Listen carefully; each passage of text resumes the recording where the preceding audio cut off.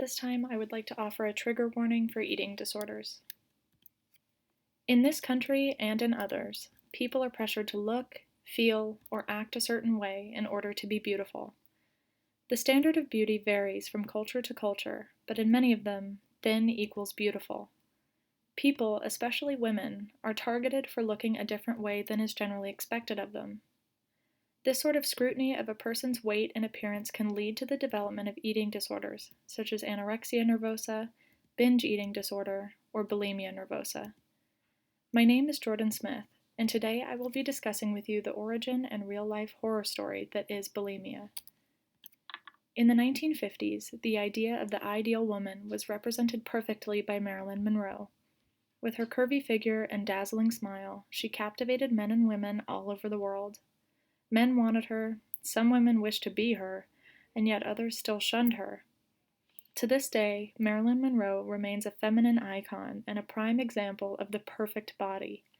This idolization of the blonde bombshell led many women to doubt their own beauty because Monroe played perfectly into the fantasies of a world dominated by men. As beauty standards developed and women were expected to become thinner and thinner, people realized that there was a faster way to reach the perfect body than diet and exercise. The earliest historical descriptions of people experiencing symptoms consistent with modern-day eating disorders date back to Hellenistic and medieval times. Historians have found evidence of upper-class Roman girls starving themselves to death in the pursuit of holiness. There are additional accounts from the Middle Ages of extreme self-induced fasting that often led to premature death by starvation, one example of this being Katharina of Siena. While these examples stem from the socio-cultural climate of the time, some psychologists and historians believe this to be a form of anorexia nervosa that continues to exist in the world today. However, the official recognition of bulimia nervosa, more commonly known as bulimia, did not occur until 1979. In contrast to anorexia, which seems to have been prevalent throughout history, bulimia is thought to be a more modern development. While men can also become victims of bulimia, the disorder is far more common in women. Statistics show that approximately 1.5% of American women will experience bulimia in their lifetime, while the number for men rests around 0.5%. Bulimia can lead to anemia, low blood pressure, ulcers, dehydration, gastrointestinal problems, tooth erosion, and sores in the mouth and esophagus from excessive vomiting.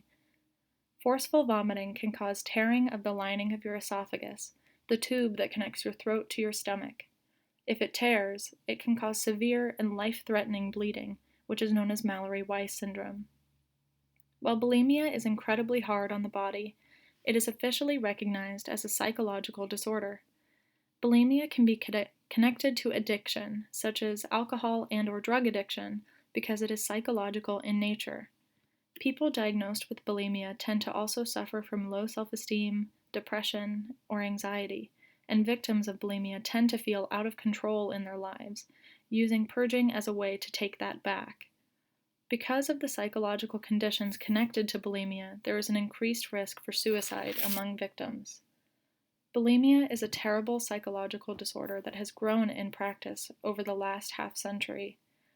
This disorder can lead to extreme medical conditions such as life-threatening ulcers, tears in the esophagus and stomach, and even death.